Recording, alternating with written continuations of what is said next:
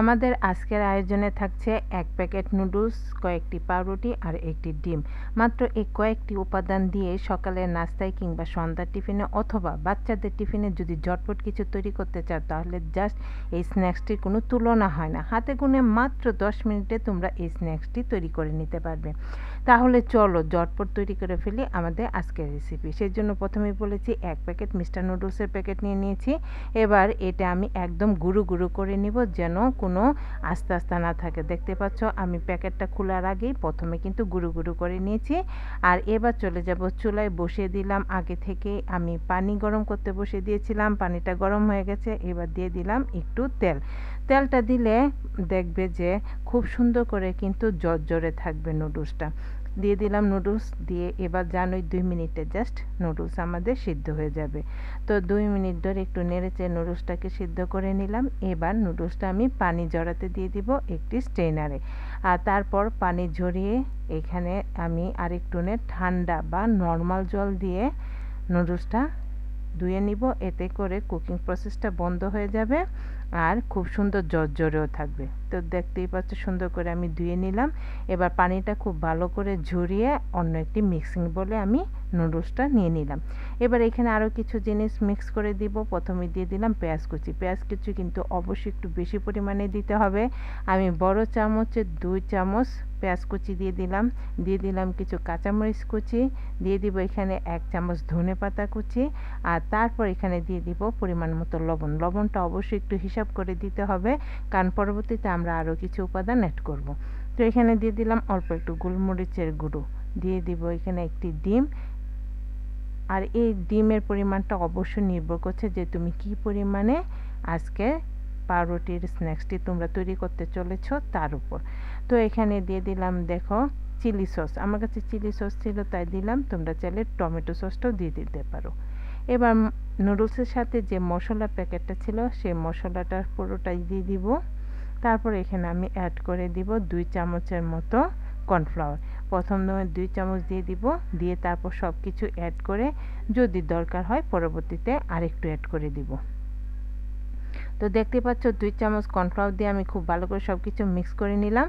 আর mix করার পর আমার মনে হচ্ছে আরও ১ চামচ কর্নফ্লাওয়ার দিলে মিক্সিংটা খুব ভালো হবে, অর্থাৎ এটা আঠালো আঠালো ভাব হবে আর এতে করেই কিন্তু স্ন্যাক্সটা খুব সুন্দর তৈরি হবে। তো ১ চামচ দিয়ে দিলাম কর্নফ্লাওয়ার আর দিয়ে দিলাম একটু শুকনো মরিচের গুঁড়ো। তোমরা চাইলে কিন্তু এখানে চিলি ফ্লেক্সটাও দিতে পারো। দিয়ে আবারও সব কিছু খুব ভালো করে মিক্স করে নিব। আর সব কিছু ভালো করে মিক্স করে নিলে বাস রেডি। এখন আর তেমন কোনো কাজই নাই। তাহলে দেখতে পেলে তো কত ঝটপট আমরা নাস্তাটা তৈরি করে নিলাম। এখানে দেখো নিয়ে নিলাম একটা পাউরুটি। পাউরুটির এবার চারধারে যে লাল অংশটা আছে সেটা আমি কেটে বাদ দিয়ে দিব।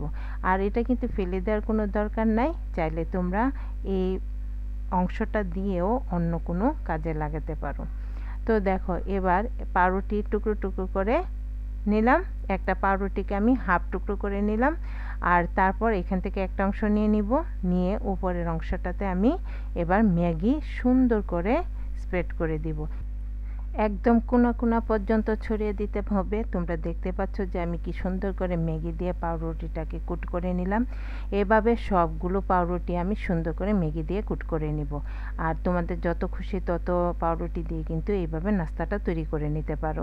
তো দেখতে পাচ্ছ সব কিছু তৈরি করার পর কতটা সুন্দর লাগছে দেখতে।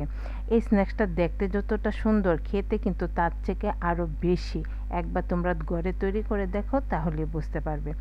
এবার সবগুলো আমার রেডি করা হয়ে গেছে, সুন্দর ভেজে নিতে হবে। সেজন্য চলে যাব চুলায়, বসিয়ে দিব একটি ফ্রাই প্যান আর তাতে দিয়ে দিব অল্প পরিমাণেই তেল। কি তোমরা চাইলে কিন্তু এই স্ন্যাক্সটা খুব সুন্দর ডুবো তেলও ভেজে নিতে পারো, এতে করে তেলের পরিমাণ বেশি লাগবে।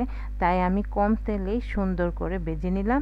আর দেওয়ার সময় এরকমভাবে যদি স্প্যাচুলার উপর দিয়ে দাও তাতে করে কিন্তু হাতে আর ছিটকে আসার ভয় থাকে না, খুব সুন্দরভাবে ভেজে নিতে পারবে। তো দিয়ে একটু চারদিকে ঘুরিয়ে ঘুরিয়ে তারপর ভেজে নিতে হবে, তাহলে কিন্তু ভাজাটা খুব সুন্দর হবে। আর অবশ্যই চুলার আঁচটা কমিয়ে রাখতে হবে, কারণ যেহেতু পাউরুটি দেওয়ার সাথে সাথেই কিন্তু লাল হয়ে যাবে, সুন্দর করে ভাজা হবে না। তো সেই জন্য অল্প আঁচে সময় নিয়ে ঘুরিয়ে ঘুরিয়ে ভেজে নিলে সব দিক দিয়ে খুব সুন্দর করে ভাজা হবে আর খেতে তো অসাধারণ হবে। তো দেখতে পাচ্ছ আমি কিন্তু ঘুরিয়ে ঘুরিয়ে এক পাশ লাল করে ভেজে নিয়েছি। এবার অপর পাশটাকেও লাল করে ভেজে নিব। আর তোমরা চাইলে বেশি তেলেও ভাজতে পারো, আমি কিন্তু কম তেলে খুব সুন্দর করে মুচমুচে করে ভেজে নিয়েছিলাম। তো তোমাদের দেখিয়ে দিচ্ছি যে এক পাশ ভাজার পর অপর পাশটাও কতটা সুন্দর করে আমি ভেজে নিয়েছি। দেখতে পাচ্ছ কতটা সুন্দর ভাজা হয়েছে, অনেক মুচমুচে আর অনেক টেস্টি। একবার ঘরে তৈরি করো তাহলে বুঝতে পারবে। তাহলে কেমন লাগলো আমার রেসিপিটা একটু কমেন্ট করে জানিও, আর ভালো লাগলে বেশি বেশি করে শেয়ার করে দিও। আমার চ্যানেলটাকে সাবস্ক্রাইব এবং পেজটাকে ফলো করে দেওয়ার জন্য তোমাদের কাছে খুব বেশি অনুরোধ রইল। তাহলে দেখা হবে পরবর্তী নতুন কোনো ভিডিওতে। ততদিন পর্যন্ত সবাই খুব বেশি ভালো থেকো। Tata, bye bye.